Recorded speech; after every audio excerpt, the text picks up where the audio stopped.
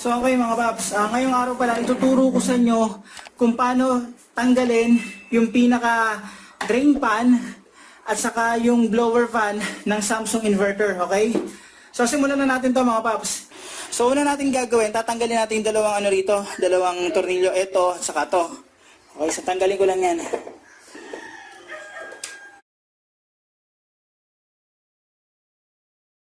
Ang next natin ito mga paps. O nga pala, bago nyo gawin to, ipatayin nyo muna yung circuit breaker nyo. Okay? Para din sa aircon na to.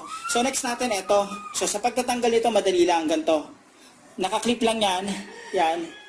Nakaklip lang yan dito sa baba. Yan. Okay, so ayan siya. Tapos tanggalin natin to. Yan.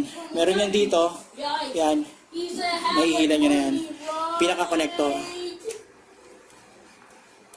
Yan. Okay? So next natin, ito tatanggalin ko to. Ayan. So nagagano naman yan. Ayan. Tapos, meron ditong isa na kulay blue na connector. Itong isang to, ayan, yung blue na yan. Tanggalin nyo lang yan. Para yan sa motor mga paps. Ayan. Okay? So, tanggal na yung blue. So ang next natin, ito, tatanggalin natin yung screw dito na para sa motor sa lover. Ayan.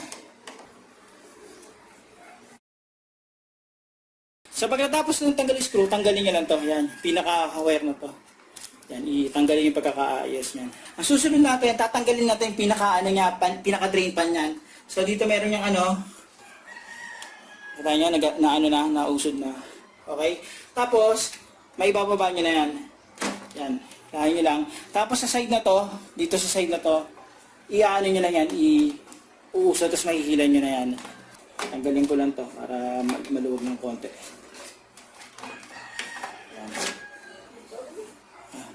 Yan. Nausog ko na. Yan. Ayan nyo lang yan. Ito yung wire sa motor.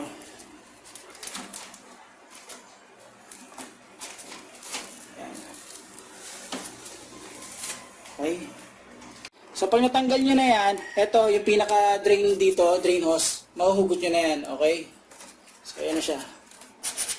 So tanggal ko na yung pinaka yung drain pan niya. Ito napupuno kasi ng dumi yan eh. So ito ma-release niya na.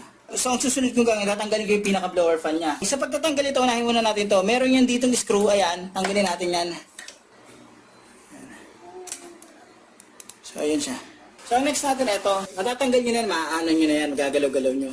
So ayan, ito yung pinaka bushing niya andito. Matatanggal niyo na yan. Okay, so pag natanggal niyo yan, mahihila nyo na. So ayan, medyo may kahirapan hilahin pero natanggal ko na. Ayan na siya. Okay. So ayan. So ito yung yung blower fan. Ito kasi ayan nasira ako. So 4 na blade yung nasira. Ito, sukatin ko yung haba. So yung haba niya 23.5 inches. Ayan. Tapos, so ayan, around 13 inches ayan Sobra ng konti sa lipas ng 13 inches. Kasi ito may nakalagay yan. May nakalagay na dito. Yan. Kunin ko na yung label para sigurado. Para may reference din tayo pag Yan. Ito yung code niya. Yan. Ito, 106.5 SAN GF30 may nakasulat. So ayan siya. Ito sa Samsung AC inverter. Ilalagay ko na lang kung ano yung model number.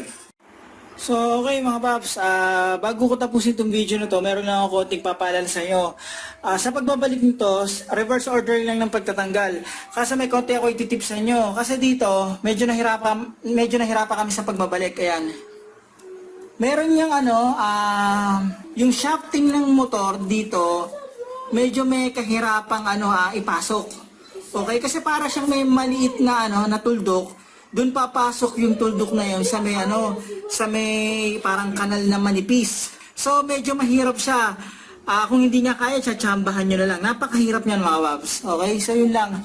Tapos yung iba, reverse order lang ng ng pagtatanggal. Madali na yung madali na yung pagbabalik dito, tapos pagbabalik dito. Reverse order lang yan mga paps. Okay?